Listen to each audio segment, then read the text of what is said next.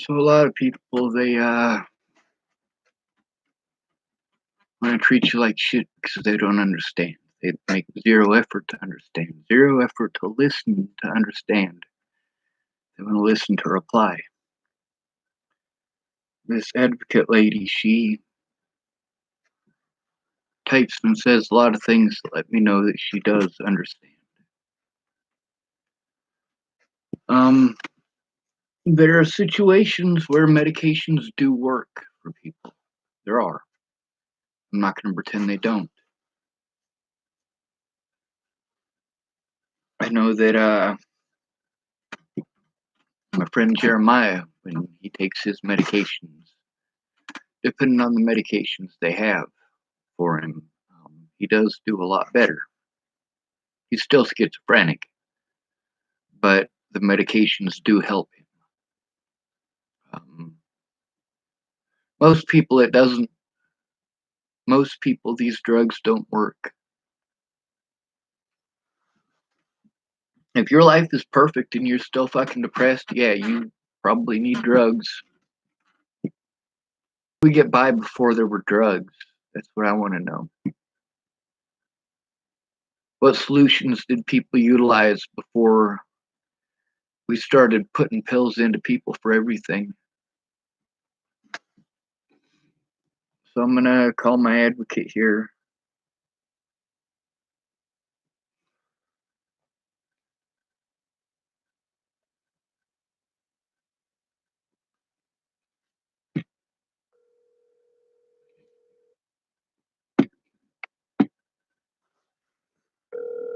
She messaged me this morning. Hello, this is Megan. Hello, Megan. This is Sean. Hi, Sean. Are you busy? I'm actually on a video call, but I can call you back. Do you have something urgent? I can be patient. Okay. My call gets over at 3. Yes, ma'am. I'll call you back at 3. If that's okay. Maybe 3:15. Just be safe. Yes, ma'am. Thank you. Okay, thank you. Bye. I interrupted her, I guess.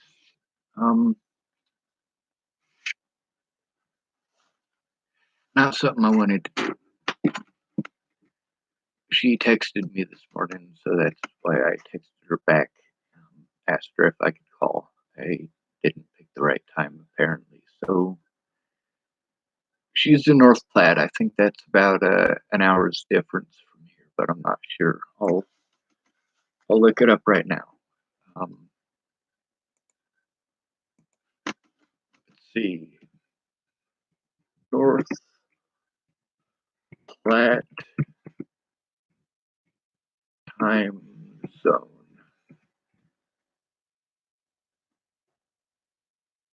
North Platte, Nebraska time zone. Nebraska time zone.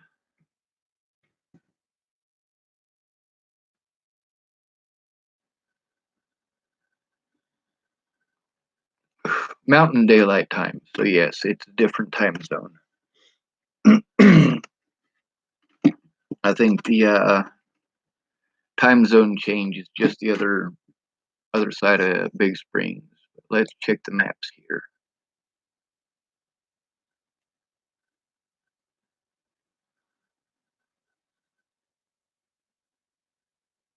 Let's see, there's Chapel, Nebraska. There was a big ass fire here, I guess last week. I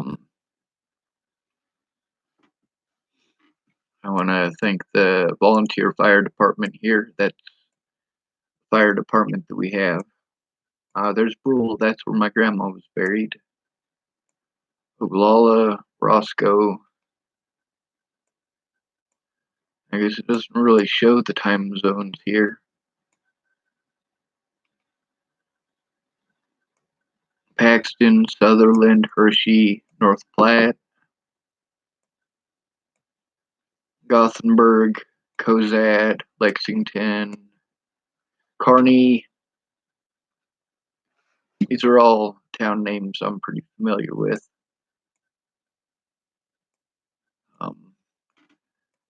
I suppose I should take this opportunity to talk about invisible disabilities. What does that mean?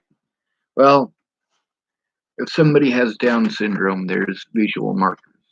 Um, you can tell that they have Down syndrome because of those visual markers. If somebody is a paraplegic, if somebody has cerebral palsy, there's visual markers. The way that they move, the way that they speak, those are visual markers. With an invisible disability, there are no visual markers. For Tourette syndrome, if you really pay attention, because I have to hide it. If I don't hide my Tourette syndrome, I get treated like shit. I get treated like I'm a meth head or some sort of fucking drug addict. And you can't really explain that to the cops. They don't give a shit. Um, but there's lots of disabilities that don't have visual markers. If you have fibromyalgia, you don't have any visual markers. If you're a supermodel and then you get fibromyalgia, you still look like a supermodel. If you're a large person with fibromyalgia, you're still a large person. It doesn't change that. The pain that you're in is the same. With back pain, a lot of times there's no visual markers. Now, me, I hunch over, and I know I do. And I get made fun of it for it. People make fun of me for staring at the ground, is what they call it. Some pride. Fuck you, that hurts. Fuck pride. Between putting on a fucking fake bullshit like that, oh, everything's fine, fake it till you make it. No, my back fucking hurts. No quantity of faking it is gonna stop my back from hurting. Fuck. I feel sick as a fucking dog today.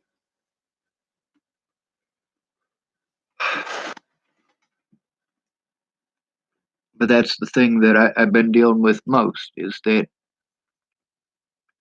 nationwide I get the mentally ill treatment. I need actual help. And people want to snap at me and treat me like shit for needing help. People want to treat me like shit because yelling at me doesn't get the job done. Yelling at me won't give me the ability to do these things. There's a lady in Washington State. She was in Colorado when Natalie died, and she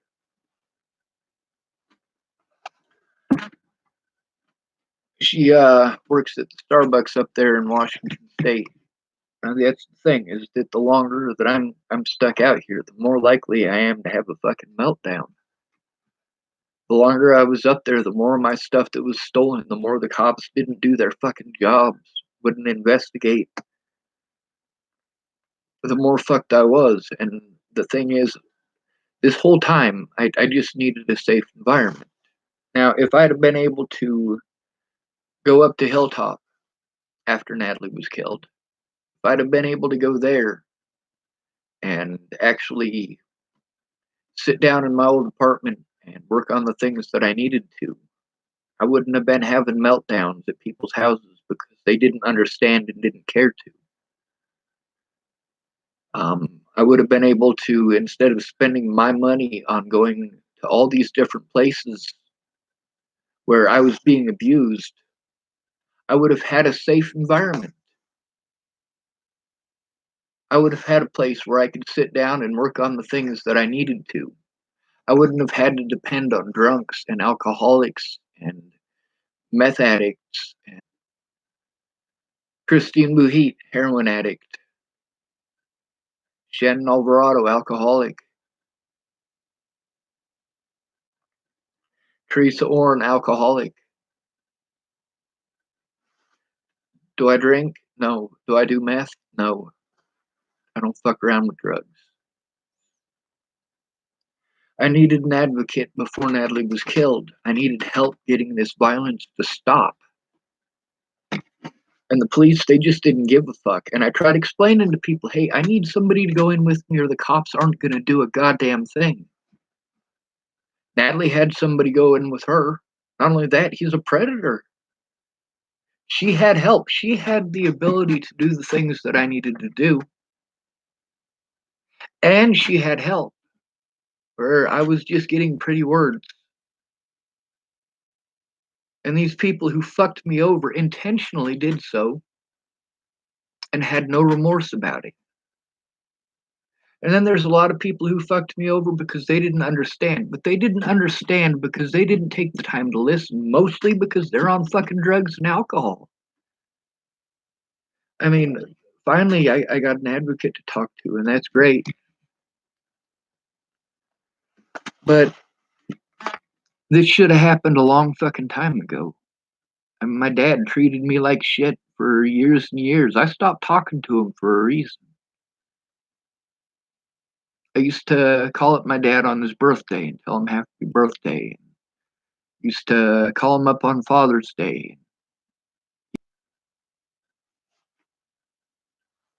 He didn't care. When I was at his house, and I wasn't there for very long, by the way, he just couldn't keep his fucking hands to himself. And no, he's not a child molester. My dad would never do that. Not to me, anyway. He's not into boys. If I was a girl, I wouldn't put it past him. But the fact is, that's not something he would have done to me ever. Not ever.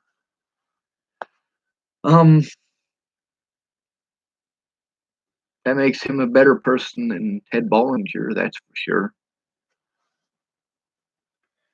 But the thing is, I mean, those of you who got to see the stuff between me and Amy Witcher, yeah, Amy Witcher on cocaine, and her husband on cocaine and methamphetamines,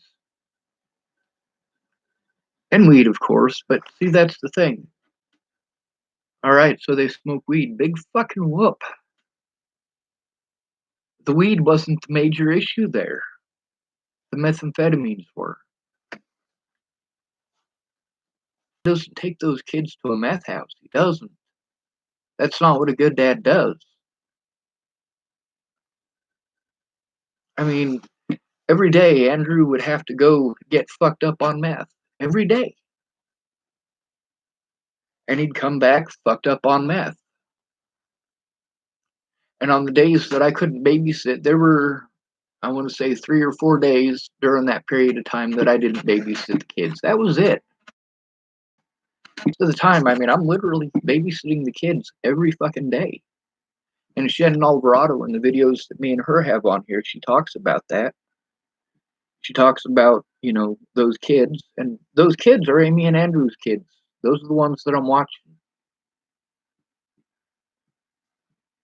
And, you know, it's difficult to talk on the phone with Shannon and watch those kids, first of all, because Shannon just doesn't shut the fuck up. For me, almost everywhere that I went, these people wanted to force me into shitty fucking situations that I didn't need to be in. Locking me in a fucking institution doesn't do anything about the reasons that I want to fucking kill myself.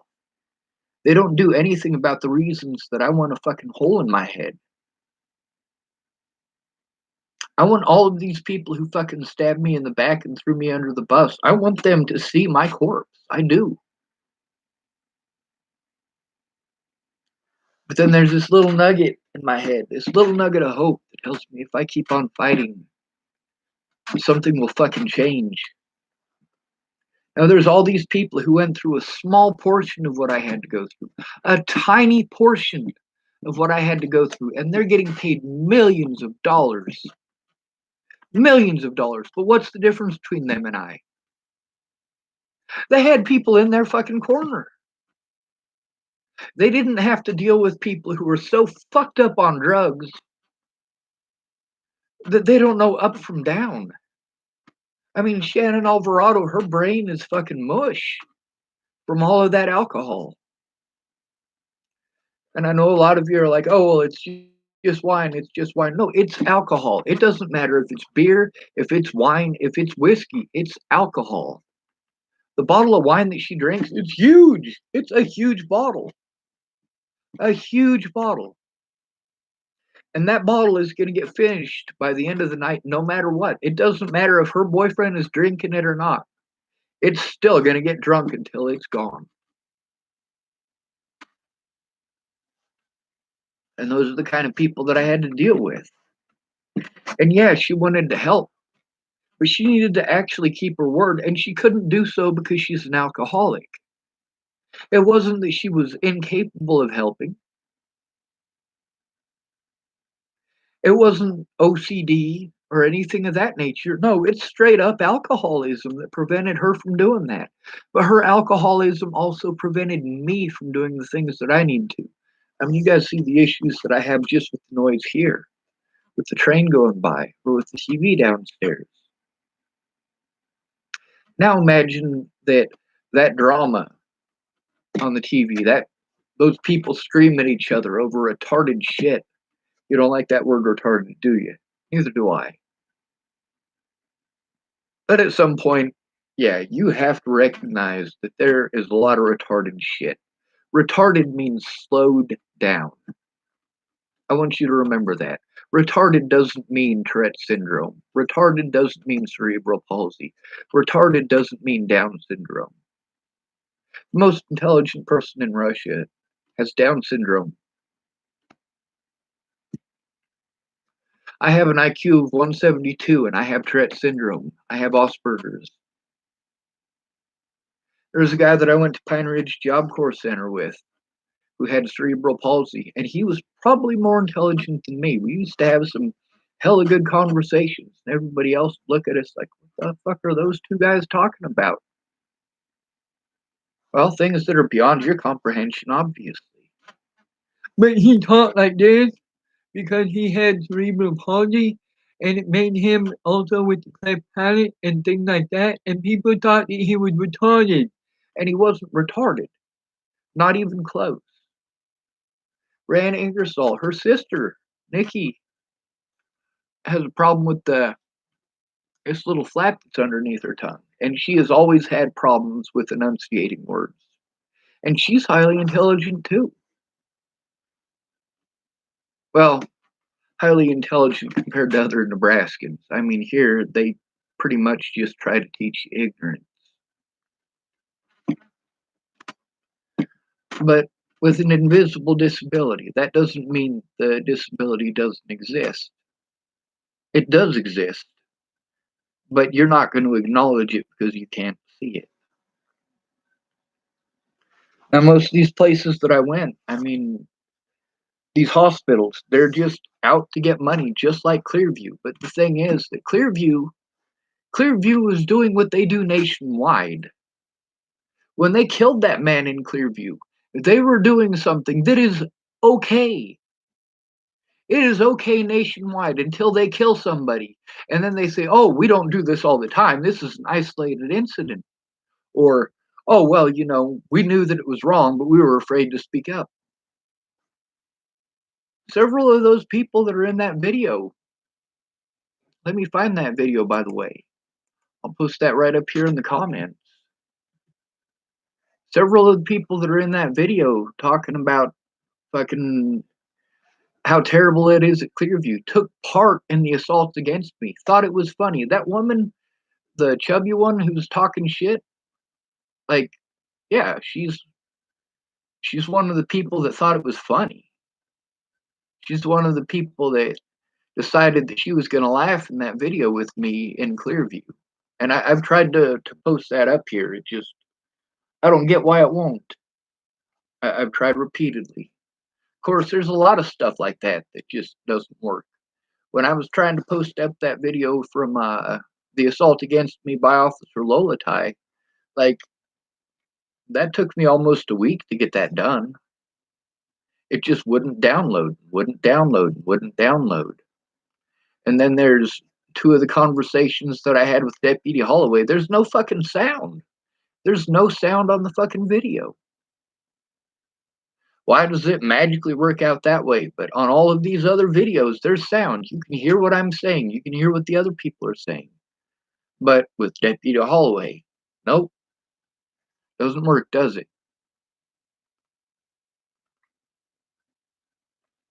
Let's see.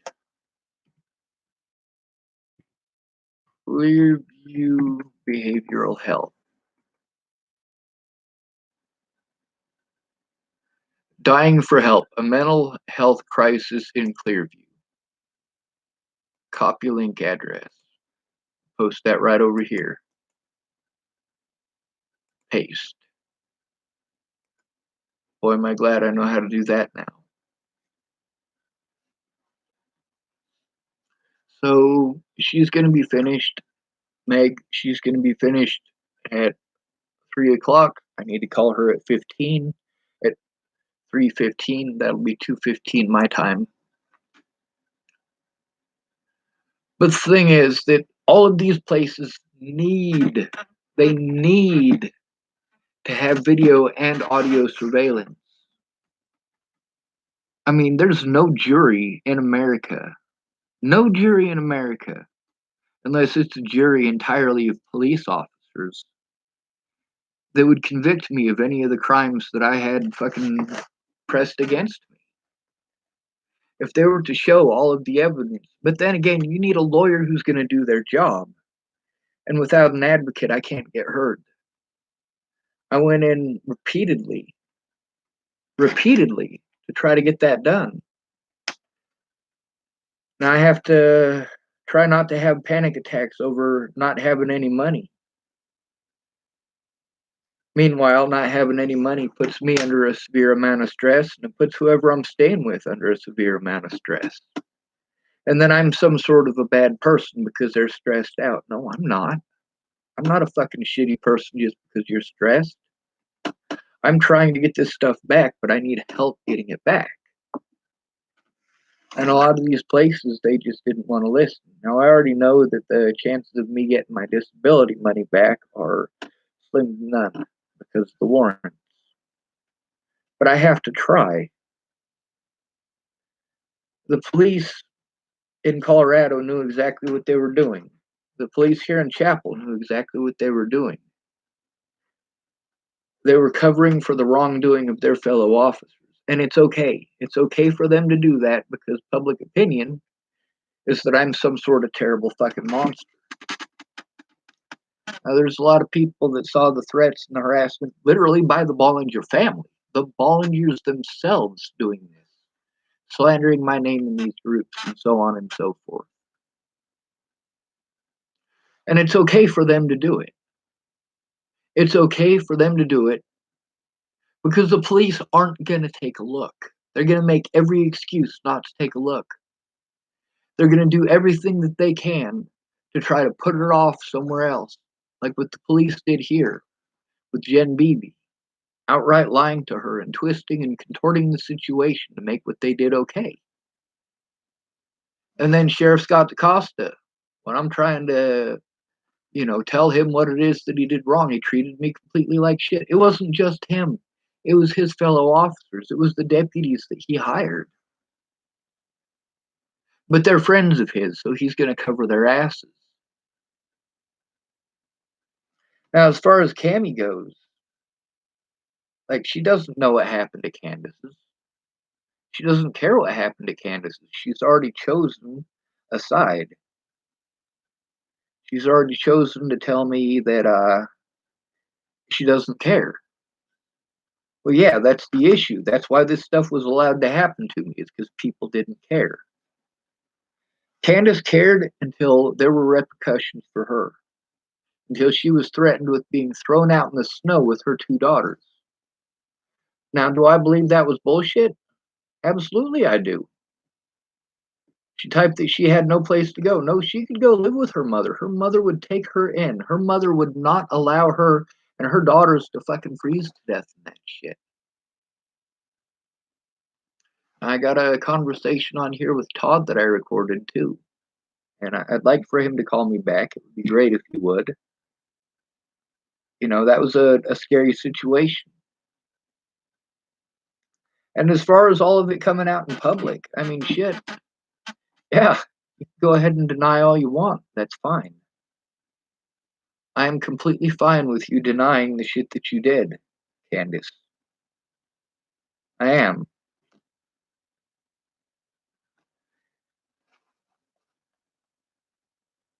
I already understand why you did it. You just need to understand that that's the reason that I fight. It's not just me. I'm not the only person who is raped in the system. I'm not the only person who is molested in the system. I'm not the only person who aged out of the system. I'm not the only person with shitty fucking drug ass parents. You guys are all up in arms about this. What is it? COVID-19? The coronavirus? It goes to show you give a shit when it affects you, or when it could. You care about the toilet paper, don't you? You care more about toilet paper than you do about children in the system being raped. You care more about toilet paper right now. You care more about wiping your ass than you do about the future of your own children. Because if you don't do something to stop this from happening to other children, they can do it to you and your children. If you don't protect other parents, yes, you as a parent can have this very same thing happen to you. I'm lucky I'm able to speak right now. I'm lucky. I can barely function. All of this stuff rolls around in my head all of the time because I don't have any peace and fucking quiet. If I hadn't had to spend all of my money trying to hope that where I was traveling to was a safe place, a bunch of strangers' houses, most of whom ended up being drug dealers, drug addicts, or alcoholics. And then people with a history of fucking me over, people with a history of abusing me. And you know what? Not all abuse is physical. Lana abused me financially repeatedly. When she lived here in Chapel, yeah, repeatedly. They wanted help with moving all of those fucking books, and there's a lot of them. And I moved all of those books while her daughter was busy. Well, you guys don't like the word slut, do you? She was busy slutting around with the guys who were supposed to be helping move. Yes, I know that word is derogatory. I know you find it insulting. That's why I use it. That is precisely why I use it. She was busy trying to get some dick. And I was supposed to get paid $200 for that. It was a lot of fucking work. It wasn't just moving the books. I mean, there was a lot more to it than that. And it was several days worth of work. And it was using my skills and applying it so that I could get paid. But they expected me to do the work for free. You know what I got out of doing that work? I got a guitar. Nice, cool, I got a guitar. I can't fucking eat a guitar. I can't pay rent with a guitar. And then there was when they moved up to Montana, they promised me, hey, Sean, we can't move unless somebody buys the house, and nobody's gonna buy the house. Sean, if you give us $200 a month for rent, then we'll sell you the house. That was Sammy and Shelly, Gatewood. And Lana and Amanda wanted to move up there too.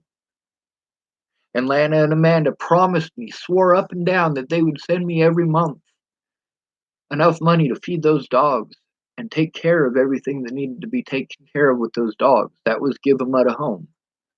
That was my house up on 6th Street, 582 6th Street, Chapel, Nebraska, 69129. Of course, as soon as they were gone, did they pay any of that? No, they didn't. They never once sent a payment. Never once.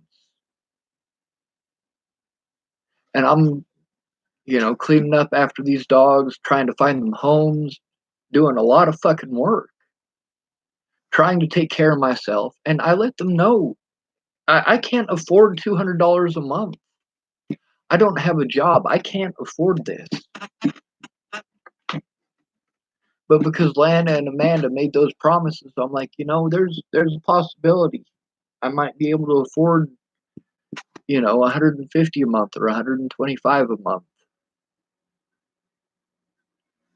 Lana and Amanda promised me up and down, and me, them, and Sammy and Shelly are all there at that point in time, and they're basically lying out their asses, telling me whatever it is that they can tell me to try to get money out of me for that house so that they can move.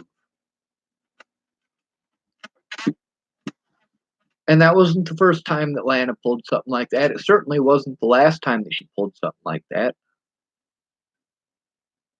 I mean, Miss Jerry pulled that with Michael Vernon up there in Washington, or up there in Montana, where she made empty promises so that Uncle Mike would take care of her kids and that house while she went and skirted around with a boyfriend. Shit, lady, you got kids. These are your kids, not Mike's kids. And yes, Mike loves them very much, but they're not his responsibility. But you gotta forgive him, right? You gotta forgive him. You gotta forgive him. No, you fucking don't. You don't gotta forgive anybody. If they don't have any remorse, that's not on you. You can forgive them anyway.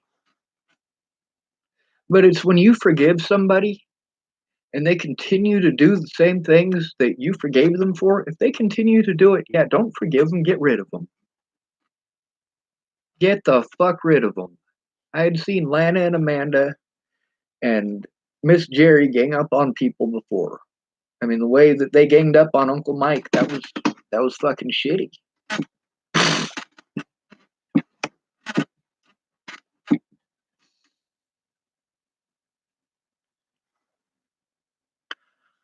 I can't take care of myself, and these guys capitalize on that.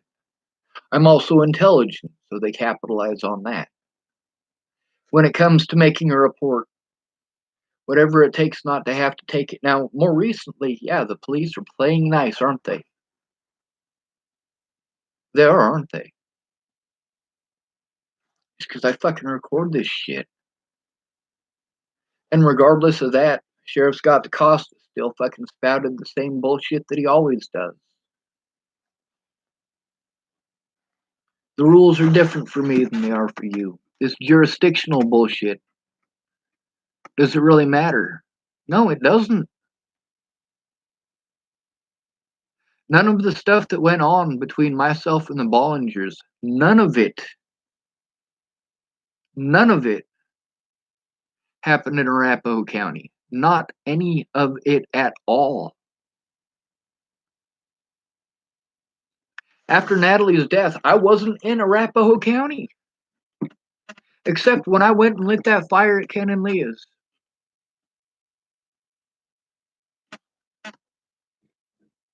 Now, the rules that they told me here, oh, well, Sean, we can't do that because why? Why is it that they told me they couldn't do that? Because they're not here. Well, I wasn't in Arapahoe County, but that shit still happened, didn't it? None of it happened in Arapahoe County. None of it happened in Adams County. Except for the police officers not doing their jobs when I went to talk to them in Arapahoe County. Other than that, yeah, none of it happened in Arapahoe County. None. Not one bit of it. But still, by preventing me from going to court, by assaulting me repeatedly, in the jails, outside of the jails, in the hospitals, it makes it okay. Because I'm not a human being. Meanwhile, none of that would have happened if I'd have had someone go in with me. If I had had an advocate, which I was trying to get well before Natalie was killed. There was absolutely no problem with these people harassing me. There was no problem with these people threatening my life. It was all fine and fucking dandy. But I proved that if I do it, then yes, they'll fucking jump all over that shit. Fucking filthy goddamn cunt rags.